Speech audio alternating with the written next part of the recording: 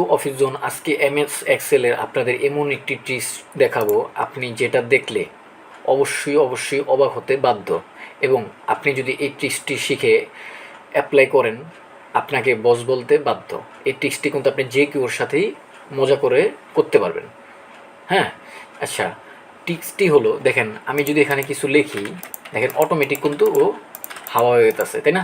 দেখেন অটোমেটিক কিন্তু গায়েব চলে গেছে, দেখছেন? আপনি যে জিনিসই লেখেন না কেন, দেখেন অটোমেটিক কিন্তু চলে গেছে। কিন্তু আপনি ভাবতেছেন চলে গেছে যেহেতু এটা হয়তো আর দেখা যাবে না, কিন্তু এটা কিন্তু আপনি চাইলে আবার দেখতেও পারবেন। আজকে আপনাদের এই মজার ট্রিক্সটি শেখাবো, ঠিক আছে? চলুন শুরু করা যাক।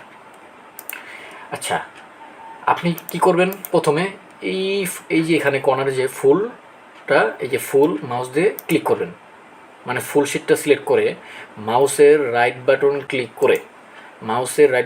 করবেন। ক্লিক করার পর এই দেখেন এখানে ফরম্যাট সেলস নামে একটা অপশন আছে, এখানে ক্লিক করবেন। এখানে ক্লিক করার পর এমন একটি বক্স আসবে, তারপরে যাবেন আপনি কাস্টমে। কই যাবেন? এই যে কাস্টমে যে এখানে কি লেখা আছে, জেনারেল। আপনি এটাকে কেটে জাস্ট 3টা সেমিকোলন দেবেন। কয়টা? জাস্ট 3টা। আমি দিলাম 1টা 2টা 3টা সেমিকোলন দেওয়ার পর আপনি জাস্ট ওকে ক্লিক করবেন। কাজ কিন্তু আপনি অলরেডি শেষ। এখন দেখেন আমি যাই লিখবো না কেন অটোমেটিক কিন্তু গায়েব হয়ে গেছে, তাই না? দেখছেন? এখন যদি আপনি দেখতে চান যে আমি কী লিখছি, তাহলে কি করবেন? সেমভাবে পুরো শিটটা সিলেক্ট করবেন। করার পর মাউসের রাইট বাটন ক্লিক করবেন। ক্লিক করার পর ফরম্যাট সেলসে আবার যাবেন।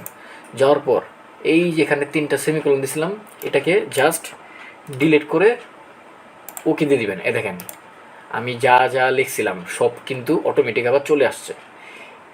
তো বন্ধুরা, এটা কিন্তু আপনি যে কেউর সাথে অ্যাপ্লাই করে মজা করতে পারবেন, এবং ওই যারই দেখাবেন না কেন ও কিন্তু অবাক হতে বাধ্য। তো ট্রিক্সটি যদি ভালো লেগে থাকে অবশ্যই সাবস্ক্রাইব এবং লাইক দিয়ে পাশে থাকবেন। ভিডিও আজ এ পর্যন্তই। সবাই ভালো থাকবেন। আল্লাহ হাফেজ।